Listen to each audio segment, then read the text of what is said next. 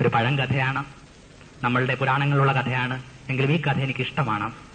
പറയിപ്പറ്റ പന്തിരൂലത്തെ കുറിച്ച് നമ്മൾ കേട്ടിട്ടുണ്ട്. പറയിപ്പറ്റ പന്തിരൂലം എന്ന് പറയുന്നത് ഒരു പാവം സ്ത്രീക്ക് ബ്രാഹ്മണനായ ഭർത്താവില് ജനിക്കുന്ന 12 മക്കളാണ്. 12 മക്കളും 12 ഇടങ്ങളിലായിട്ട് ഉപേക്ഷിക്കപ്പെടുന്നു. 12 മക്കളെയും 12 ഗോത്രങ്ങളെടുത്ത് വളർത്തപ്പെടുന്നു. പലരും നമ്മുടെ പരിചയക്കാരൊക്കെയാണ്. നാറാണത്ത് ഭ്രാന്തൻ, പെരുന്തച്ഛനൊക്കെ ഇതിനകത്ത് പെടും. ഇതിനകത്ത് എന്ത് ചെയ്യുന്നുണ്ട്? മൂത്തവൻ അഗ്നിഹോത്രി ബ്രാഹ്മണനാണ്. ഇവനെ ഏറ്റവും വലിയ ഇല്ലത്തിലെടുത്ത് വളർത്തുന്നു, ഉപനയനങ്ങൾ നടത്തുന്നു. ഏറ്റവും വലിയൊരു കുടുംബത്തിൽ നിന്ന് ഇവന് വിവാഹവും ലഭിക്കുന്നു. ഇതിനിടയ്ക്കൊരു തമാശക്കാരനുണ്ട്. ഇവന്റെ പേര് പാക്കനാരൻ. ബ്രാഹ്മണർക്കൊരു ആചാരമുണ്ട്. ഉച്ചയ്ക്ക് തന്റെ വീടിനകത്തേക്ക് വരുന്നവന് മതി എന്ന് പറയോളം ഭക്ഷണം കൊടുക്കണം. പാക്കനാർ ഏറ്റവും താണ ജാതിയാണ്. ഇവന്റെ ഹോബി എന്ന് പറയുന്നത് ആമകുത്തലാണ്. പിന്നെ ഈ ആമകുത്തിയ കമ്പുമൊക്കെ ആയിട്ട് നേരെ ഇല്ലത്തിലേക്ക് വരും.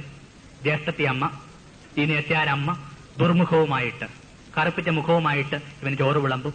മതിയെന്ന് പറഞ്ഞ് ഇവൻ ഇറങ്ങിപ്പോവുകയും ചെയ്യും. ഒരു ദിവസം ഇവൻ വരുന്നു, ജ്യേഷ്ഠത്തി അമ്മ ചോറ് വിളമ്പുന്നു. ഇതൊക്കെ ഇവൻ സെക്കൻഡ്സ് കൊണ്ട് കാലിയാക്കിയിട്ട് പറഞ്ഞത് ഇങ്ങനെയാണ്: വയറ് വിശക്കണമ്മ.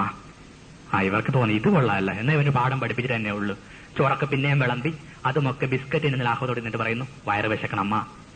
അവർ പറഞ്ഞൊരു കാര്യം ചെയ്യ്, ഇന്ന് വെച്ച മുഴുവൻ ചോറും കൊണ്ടുവരാൻ പറഞ്ഞു. ഇതെല്ലാം കൂടി ഇവന്റെ പാത്രത്തിലേക്ക് ചൊരിഞ്ഞിട്ടു. ഇതും ഇവൻ സെക്കൻഡ്സ് കൊണ്ട് കാലിയാക്കിയിട്ട് പറഞ്ഞു, വയറ് വിശക്കണമ്മ. ഇവർക്ക് വാശിയായി, ഒറ്റ പിടിച്ചു. ഇവർ പറയും പത്തായം തുറക്കാൻ പറഞ്ഞു. പത്തായത്തിൽ മുഴുവൻ അരിയും കൂടി പുറത്തേക്ക് ചൊരിഞ്ഞിട്ടു. കല്യാണത്തിന് മാത്രം ഉപയോഗിക്കുന്ന വലിയ വാർപ്പുണ്ട്. ഈ വാർപ്പിനകത്തിട്ട് തിളപ്പിച്ചിട്ട് ഈ വാർപ്പ് ഉൾപ്പെടെ 5-6 പരിചാരകളുടെ മുമ്പിലോട്ട് വെക്കുകയാണ്.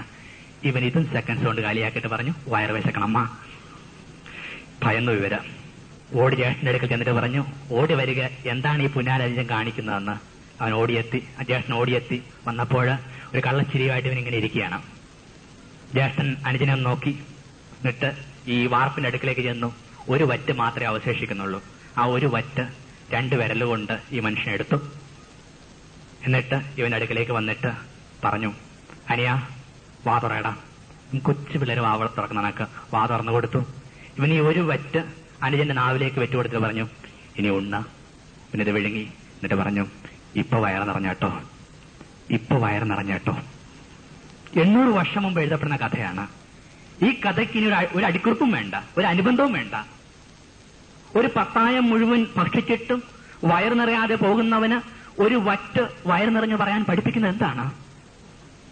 വിളമ്പുന്ന കൈകൾ മനസ്സിലാക്കേണ്ട ഏറ്റവും വലിയ ദൈവശാസ്ത്രമാണിത്.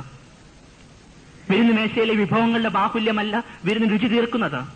വിളമ്പുന്ന കരങ്ങളുടെ നന്മയാണിത്. സ്നേഹപൂർവം നൽകുന്ന ഒരു വറ്റ് ഭൂമിയിലെ 1000 വിരുന്നുകളെക്കാൾ വലുതായിട്ട് മാറുന്നു. അതുകൊണ്ട് നമ്മൾ പറയുന്നത് 1000 വീട്ടുചോറുകൾ അമ്മയുടെ അത്താഴമായിട്ട് മാറുന്നില്ല എന്നുള്ളത്. 1000 വീട്ടുചോറ് അമ്മയുടെ അത്താഴമായിട്ട് മാറുന്നില്ല ഉള്ളത്. ഗൃഹാതുരത്വങ്ങളൊക്കെ ഉണരട്ടെ.